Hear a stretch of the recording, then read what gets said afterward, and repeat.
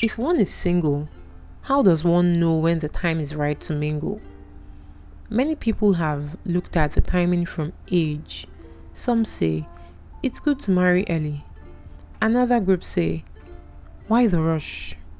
Then another set look at it from the angle of readiness. And by that, they mean readiness financially, physically, and much more. But then, if we have to consider life and death, is there a specific age or should there be a general yardstick that should determine when it is right for singles to mingle? How does finishing university or reaching a certain age signal the readiness for marriage? To answer this, let's look back in time and compare certain things. There was a time when it was the norm for people to get married really young. Then, there became a time where it was important to get an education before getting married.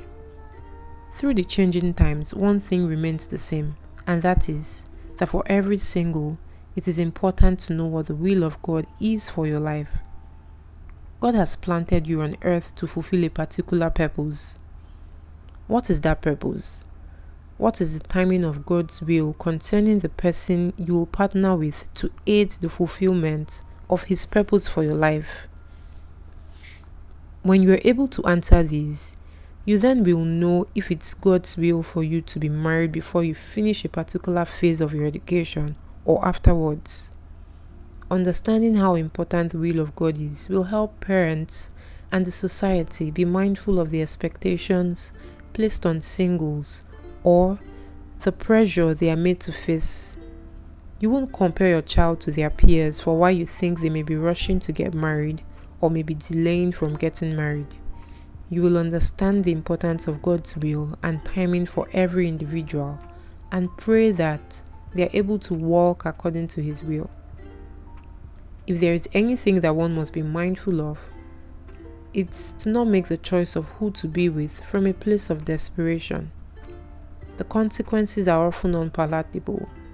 By desperation, I mean choosing to be in a relationship when there are many red flags. Walk away from making such a decision. I promise you, walk away when you can. Don't let your choice be from the fear that you may have to walk through life alone. Hence, you take what is before you even when it is wrong. In the bid to want to mingle, it is better to go on the path less traveled. What causes people to make the choice of a light partner out of desperation is because they prefer to travel with a crowd than walk alone. What may look good to you may actually be a purpose destroyer. Remember Samson and Delilah. It is better to walk alone or hang around those who will motivate or inspire you or will give you godly advice so that you do not go on the path that will lead to continuous heartbreaks. There are people out there who won't pressure you into desperation and who will cheer you on and pray that God's will is fulfilled in your life. Find these people and be friends with them so that they can encourage you on your purpose and so that they can be purposeful partners towards this journey. Talking about journeys, I empathize that it may not be an easy one, especially if you believe that you have a healthy desire towards wanting to get married. Does the bulk of your journey on singleness currently have the theme of loneliness? Understand that you are not alone and that vacuum that you hope to fill up will someday be filled up with the love of the right one.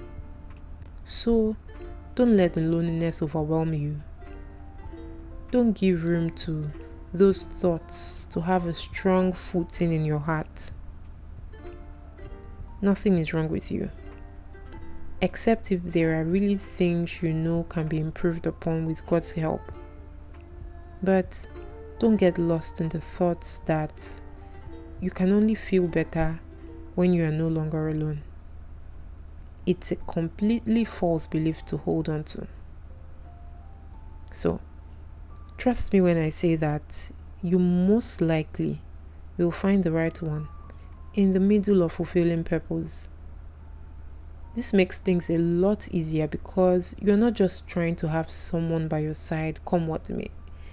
You know what God wants for you, and you are choosing to tarry until God decides that it is not good for you to go on with the journey by yourself. You busy yourself with God's concerns while you trust Him to cook up the best for you to enjoy. You're not taking it upon yourself by solely leaning on your myopic thought process about what you think your future entails. So what do? You rest. You find that you get to trust strength from Him for what you trust He has fulfilled and what you hope to walk into at His appointed time.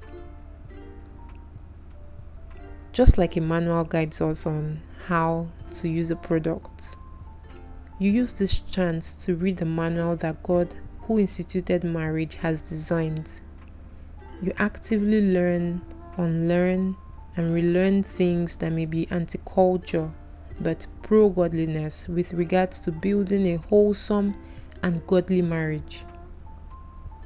You'll be amazed what God has in store for you if only you will blindly trust Him. Be careful not to fall prey to the substitute. There is always that person that looks like what God has mapped out for you. Don't fall for it. When you least expect, the right one will show up. He makes all things beautiful in His time. That's one thing for sure. True love exists. It is worth waiting for. Your age, your educational status, and some societal requirements are not it when it comes to measuring when the right time is. Trust me when I say that you can rely completely on God to write your love story and grant you a joyful ending. I hope that this has blessed you and you have learned a lesson or two. Thank you so much for watching. Until next time, I wish you all of God's best. Bye.